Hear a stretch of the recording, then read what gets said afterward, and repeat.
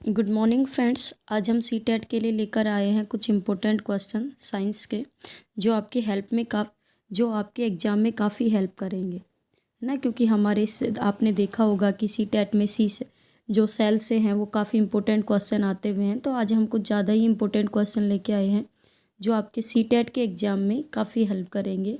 तो आप चलिए हमारे साथ। क्वेश्चन नंबर फर्स्ट है, द स्ट्रक्चर और functional unit of life is.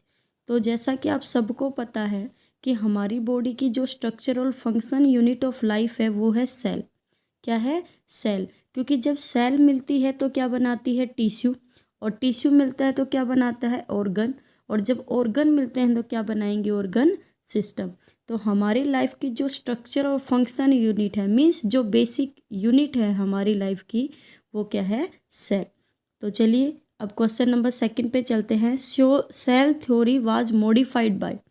अब ज़्यादातर हम क्या करते हैं, क्वेश्चन देखते और एग्जाम में रॉबर्ट ब्राउन कर देते हैं। But the question is cell theory was modified by, कि सेल थ्योरी किसने मॉडिफाइड की थी। तो जो सेल थ्योरी मॉडिफाइड की थी वो किसने की थी? पुरकिंजे ने की थी। तो अब से आप इस क्वेश्चन में कोई गलती मत कीजिएगा कि जो सेल थ्योरी है वो मॉडिफाइड किसने की थी? पुरकिंजे ने की थी।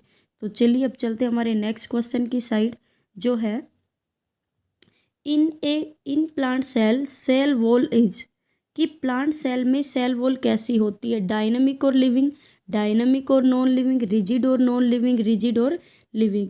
तो हमारी जो प्लांट सेल है वो है रिजिड और नॉन लिविंग, यानी ये हार्ड होती है और इसमें कोई भी लाइफ नहीं होती है। तो चलिए अब चलते हैं क्वेश्चन नंबर 4 की तरफ। The outer most layer of human cheek cell is, कि ह्यूमन चिक की जो आउटर मोस्ट लेयर कौन सी है? तो देखिए ह्यूमन सेल की जो सबसे आउटर मोस्ट सेल होती है वो होती है प्लाज्मा मेम्ब्रेन। और जो अगर प्लांट सेल है तो प्लांट सेल की सबसे जो आउटर मोस्ट लेयर होती है वो होती है सेल वॉल। तो इसका जो आंसर है वो होगा प्लाज्मा मेम्ब्रेन। नेक्स्ट क्वेश्चन है, human RBC are placed in a solution, they swell up and finally rupture, the solution is. Means कि जब हम आरबीसी को एक सॉल्यूशन में डालते हैं तो वो फूल जाती है और फूल कर ब्रस्ट हो जाती है। तो वो सॉल्यूशन कौन सा है? तो देखिए वो सॉल्यूशन है हाइपोटोनिक सॉल्यूशन।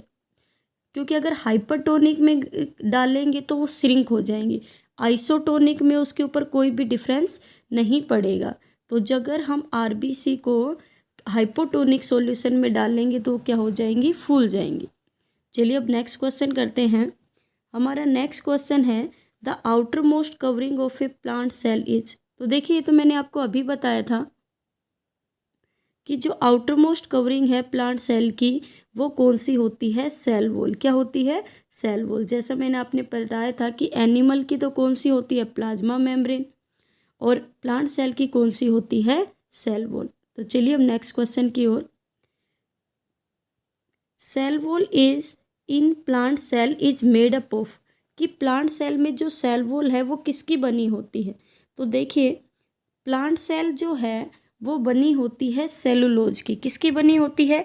सेलुलोज की। और अगर हम बात करें एनिमल सेल की, कि एनिमल सेल किसकी बनी होती है, तो एनिमल सेल बनी होती है प्रोटीन की और लिपिड की। उसमें दो चीज़ें होती है, एक होती है प्रोटीन और दूसरा होता है उसमें लिपिड। ठीक है, चलिए तो अब जो नेक्स्ट क्वेश्चन है वो है, the organelle not present in human cheek cell is, nucleus, plasma membrane, mitochondria, chloroplast. तो देखिए सभी चीज़ें होती हैं, न्यूक्लियस भी होता है, प्लाज्मा मेम्ब्रेन भी होता है, माइटोकॉन्ड्रिया भी होता है। बट हमारी जो सेल में क्या नहीं होता? क्लोरोप्लास्ट नहीं होता। तो इसका जो ऑप्शन है वो क्या हो जाएगा? क्लोरोप्लास्ट। क्योंकि इसमें पूछा है नॉट प्रेजेंट। क्या पूछा है? Not present. आ गया होगा आपको समझ में। अगला क्वेश्चन है, nucleolus is a seat of, कि न्यूक्लियोलस में क्या होता है? तो न्यूक्लियोलस में क्या होगा?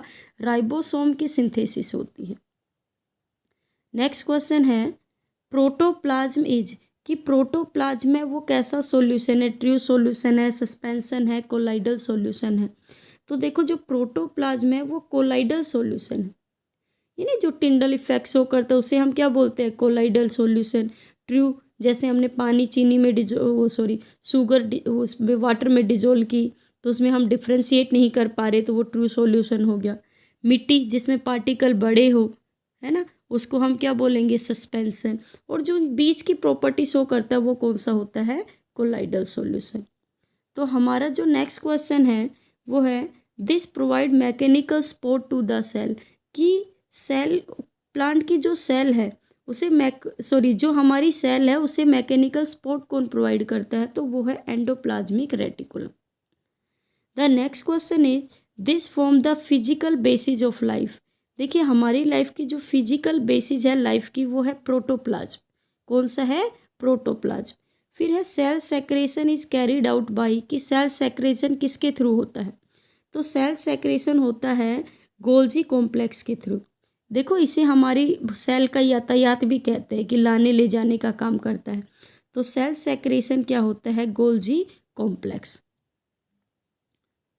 फिर क्वेश्चन है Golgi complex is absent is, कि गोल्जी कॉम्प्लेक्स किस में नहीं होता, तो लीवर सेल में भी होता है हमारी सेल में, क्योंकि उसमें भी तो करते हैं सेक्रेशन। यीस्ट में भी होता है, हायर प्लांट्स में भी होता है, बट ये ब्लू ग्रीन में नहीं होता, ब्लू ग्रीन एल्गी में नहीं होता है। फिर नेक्स्ट क्वेश्चन है suicide bag in a cell is, कि सुसाइड बैग्स क्या होते हैं हमारी सेल में, तो वो होते हैं लाइसोसोम।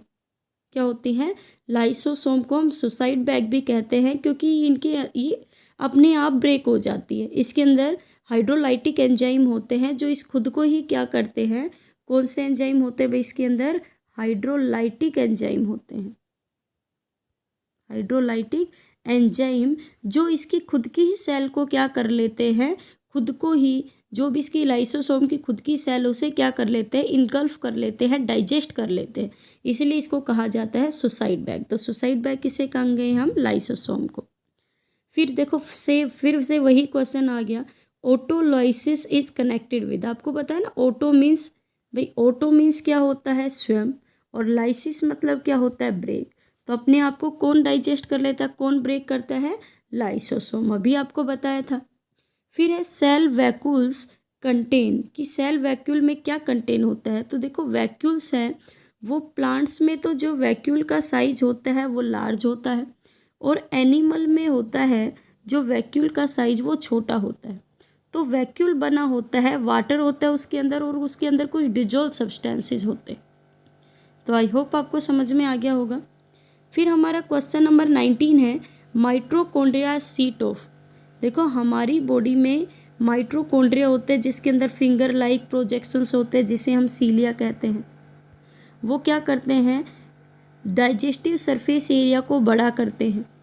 तो जो माइटोकॉन्ड्रिया है these are the powerhouse, इन्हें हम एक और नाम देते हैं powerhouse of the cell, क्योंकि जो एटीपी की फॉर्मेशन, एटीपी को जो फॉर्मेशन करने का काम करता है वो कौन करता है, mitochondria. ATP means adenosine triphosphate, इससे हमें क्या मिलती है, एनर्जी मिलती है। क्या मिलती है, इससे हमें एनर्जी मिलती है। तो माइटोकॉन्ड्रिया किसकी सीट है भाई, एटीपी फॉर्मेशन की, जिससे हमें क्या मिले, एनर्जी मिले। फिर क्वेश्चन है लाइसोसोम्स आर रिजर्वोयर। देखो अभी आपको बताया था कि लाइसोसोम किसका रिजर्वोयर करते हैं, तो इनके अंदर क्या होता है, हाइड्रोलाइटिक एंजाइम्स होते हैं जो खुद को ही क्या करते हैं, इसको डाइजेस्ट कर लेते हैं, जिसके कारण lysosomes are known as the suicide bags. तो ये थे हमारे इम्पोर्टेंट कुछ 20 क्वेश्चन। आई होप आपको अच्छे से समझ में आ गए होंगे और ये आपके एग्जाम में काफ़ी हेल्प करेंगे। Thank you.